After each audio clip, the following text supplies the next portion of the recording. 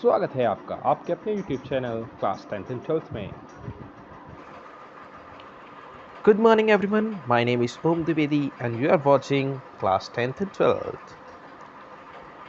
Today we start Ventov factor. Yesterday we have learned something about the Ventov factor, but today we continue again. If anybody joined today, then you go to the last videos. After that, you watch this. Okay, link is in the description box. Okay we start van't Hoff factor. अब हमें क्या पता चला था कल कि जो हम प्रैक्टिकल वैल्यूज़ होती हैं वो हमारी कैलकुलेटेड वैल्यूज़ से अलग आ जाती हैं किसी भी चीज़ की। जैसे हम सॉल्यूशन को हमने मोलर मास निकाला सॉल्यूशन में किसी भी सॉल्वेंट का या सॉल्यूट का, तो उसमें जो क्या होती है वैल्यूज़ डिफ़र कर जाती है पॉइंट में या फिर कुछ थोड़ा ऊपर नीचे हो जाता है। तो उसके लिए हमने क्या चीज़ निकाली थी, वेंटॉफ फैक्टर निकाला था। तो ये होता किस वजह से है, ये होता इस वजह से है क्योंकि कोई जब पानी में कोई चीज़ घुलती है या किसी सॉल्वेंट में घुलती है तो वो अपने आयंस में क्या होती है, डिसोशिएट या फिर एसोसिएट हो जाती है। तो उसकी वजह से क्या होता है, चेंजमेंट आता है। जो हमने कल इसकी डेफिनेशन भी पढ़ी थी, it is defined as the ratio of calculated molar mass up to observe molecular mass. इसको डिनोट किससे करते हैं, हम आई से इसको डिनोट करते हैं। For dissociation I is greater than 1 or for association I is smaller than 1. For complete dissociation I is equals to 1. For complete dissociation क्या होती है, for I alpha is equals to 1 होता है और I is equals to क्या होता है, n होता है। For complete association ये होता है I is equals to 1 upon n होता है। ओके, ये चीज़ें आपको याद रखनी है। n क्या होता है, number of ions in which, n क्या होता है, number of ions in which it breaks down. Okay, next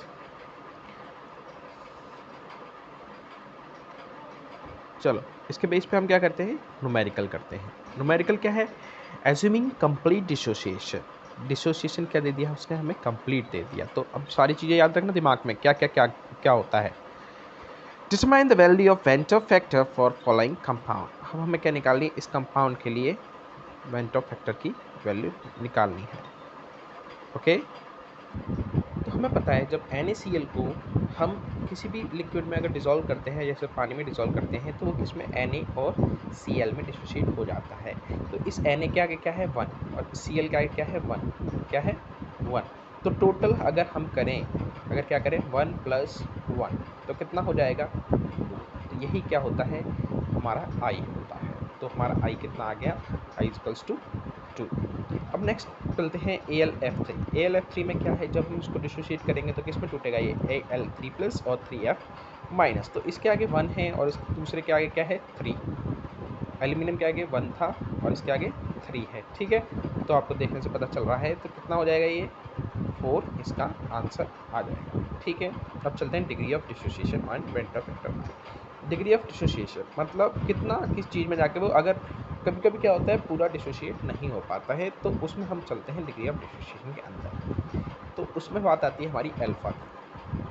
for complete dissociation क्या हो रहा था, अल्फा = 1 हो रहा था फॉर कंप्लीट डिसोसिएशन। लेकिन अब क्या है, कुछ बीच में भी तो अटकते होंगे कि पूरे भी नहीं हो रहे और बिल्कुल खत्म, बिल्कुल हुई, मतलब ऐसा है कि थोड़े से हो गए और पूरे नहीं हुए। ठीक है, तो उनके लिए अब जैसे हमने कोई एग्जांपल लिया, एक ये है रिएक्टेंट और उससे ये प्रोडक्ट बनते हैं, मतलब AN एक प्रोडक्ट था, उससे N नंबर ऑफ एस बन गए। ठीक है, N मोल्स बने उसके। तो इसके लिए हमारा जो फॉर्मूला होगा अल्फा का, वो क्या हो जाएगा, I-1। अब आगे बढ़ने से पहले आप हमारे YouTube चैनल को जो ये रेड आइकन दिखाई दे रहा है उस पर क्लिक करके इसको सब्सक्राइब कर लें और जो साथ में बेल आइकन दिख रहा है उसको प्रेस कर लें और नोटिफिकेशन ऑल पर क्लिक सेट करें, जिससे कि हमारी सारी वीडियोस आपको सबसे पहले मिल जाएंगी। Thank you. Upon N-1, I-1 upon N-1। बहुत इंपॉर्टेंट फॉर्मूला है, इसको याद रखना है आपको। और Ka मतलब डिग्री ऑफ कांस्टेंट, मतलब कांस्टेंट जो होता है उसका ये वैल्यू होती है C² minus upon 1 minus alpha. ये आपने 11th क्लास में पढ़ा होगा। ठीक है, Ka क्या होता है, ये मैंने अभी पहले ही बता दिया आपको, डिसोसिएशन कांस्टेंट होता है। और ये C क्या होती है, कंसंट्रेशन होती है। और ये क्या होता है, अल्फा डिग्री ऑफ डिसोसिएशन। ठीक है, degree of dissociation association and van't Hoff at. अब किसकी बात आती है? एसोसिएशन। एसोसिएशन में क्या होता है, बस एन यहाँ पे 1 माइनस एन था ना, वो 1 अपॉन एन हो जाता है बस, और कुछ नहीं होता, बिल्कुल सेम फॉर्मूला है। ठीक है, यहाँ पे हमें और कोई दिक्कत नहीं होती है। अच्छा, इसके बेस पे हम क्वेश्चन करते हैं। If BaCl2 is 80% dissociated. अब देखो बात आ गई ना 80% किसकी? 80% की, किसकी? 80% in aqueous medium. Then calculate the value of वेंचर फैक्टर आई। अब हमें क्या निकालना है? वेंचर फैक्टर निकालना है। तो हम देखो स्टार्टिंग में क्या होगा कि जब कोई चीज़ हम स्टार्ट करते हैं तो हमारे पास उसका प्रोडक्ट तो होता नहीं है, तो दोनों प्रोडक्ट क्या है? ज़ीरो, इनिशियल कंडीशंस के अंदर। लेकिन उसके बाद क्या होगा, जितना यहाँ से कम होगा, जितना यहाँ से कम होगा उतना ही इधर की साइड क्या होगा? बनता चला जाएगा। अब हमने मानी इसकी कंसंट्रेशन सी थी, इसकी कंसंट्रेशन क्या थी? सी थी। ठीक है, अब क्या हुआ, टोटल कंसंट्रेशन अगर किसी भी चीज़ की होती है तो हम उसको क्या मान लेते हैं? 1 मान लेते हैं। ठीक है, अब क्या हुआ, 1 में से अगर 1 में से क्या हुआ, कोई चीज़ माइनस हो गई। ठीक है, लेकिन हमने माना था ना उसको 1, लेकिन होगी ना उसकी कुछ कंसंट्रेशन। तो क्या थी इसकी कंसंट्रेशन? सी थी, तो सी इंटू 1 करेंगे तो सी आ जाता है। तो उसकी कंसंट्रेशन सी थी, लेकिन हमने 1 माना, तो 1 में से कुछ जाएगा, एल्फा गया, तो दूसरा भी तो एल्फा ही तो बनेगा। क्या बनेगा? एल्फा। तो अगर यहाँ से सी एल्फा कम हो रहा है तो उधर की side C alpha.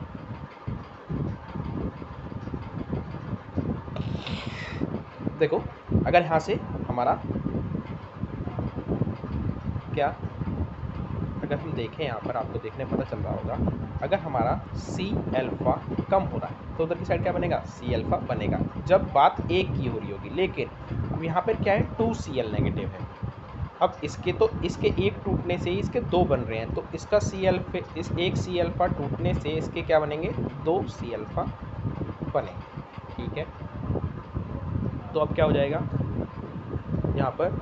1 minus alpha c equals to, अब इसका तो एक से एक ही बन रहा है तो एल्फा सी ही रहेगा। ठीक है, लेकिन इसका एक से 2 बन रहे हैं तो 2 बन जाएंगे। ठीक है, जो सेम चलेगी जो ऊपर से है, यहाँ से उतर रहा है इंटू, क्योंकि 2 हो रहा था। अब चलो आगे चलते हैं। KSP, तो be concentration of Ba2 plus multiply Cl negative. तो क्या है, अब इसका एक है तो एक एस मान लो, और इसके आगे क्या था? Cl के आगे 2 था तो 2s हो जाएगा। ठीक है, और स्क्वायर, तो इसका आंसर क्या हो जाएगा? 4s3।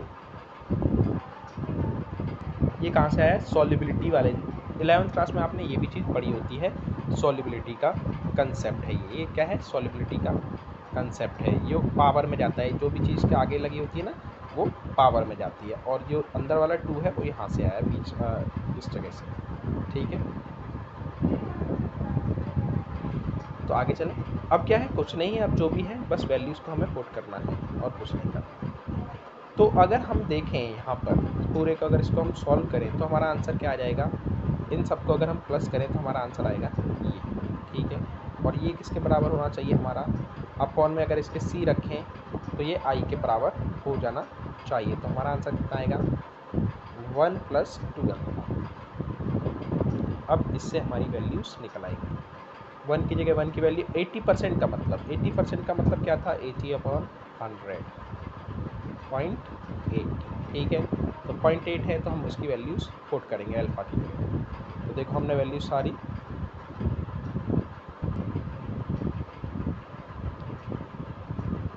देखो, हम क्या करेंगे?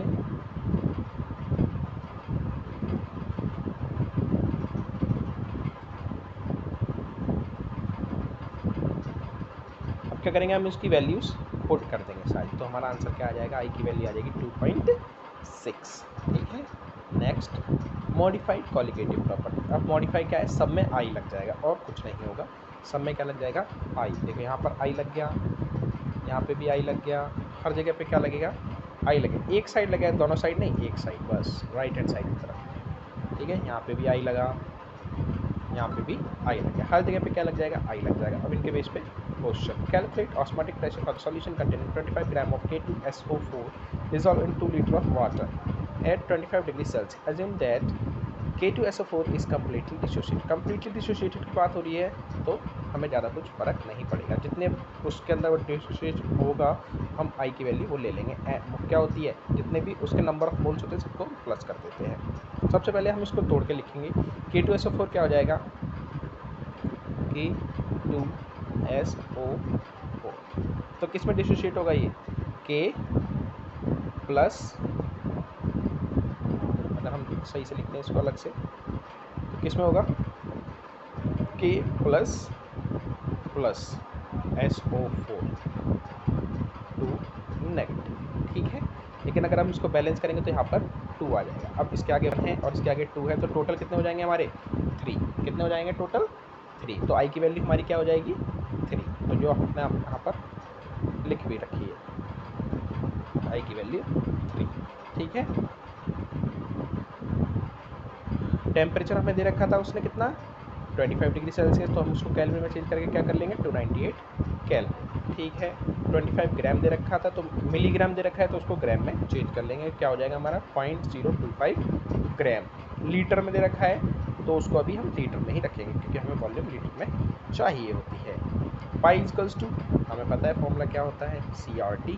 तो CRT की हमने वैल्यू रखी। C को हम कैसे लिख सकते हैं, W/M इंटू VRT। तो हम सारी चीज़ें वैल्यू पुट कर देंगे। उसके बाद जैसे ही हम वैल्यू पुट करेंगे तो हमारा आंसर ये आ जाएगा। 12th क्लास में हैं आप तो कैलकुलेशन तो खुद कर ही सकते हैं। Determine amount of CaCl2 dissolved in 25 liter of water such that its osmotic pressure is 0.75 at 27 degree Celsius. तो ये देखो आपका क्वेश्चन होमवर्क में है। इसमें गिवन क्या क्या है आपको, हमें दे रखा है पाई की वैल्यू दे रखी है 0.75, आर की वैल्यू है 0.0821, टी की वैल्यू है 27 + 273 हो जाएगा क्योंकि कैलविन में चेंज करना है, सेल्सियस में गिवन है। बस आपको अब इसको सॉल्व करना है और कुछ नहीं करना, ठीक है। आई की वैल्यू, हाँ ये भी बात है, आई की वैल्यू अगर इसमें गिवन है वैसे तो 0.247 हम ले लेंगे डायरेक्ट।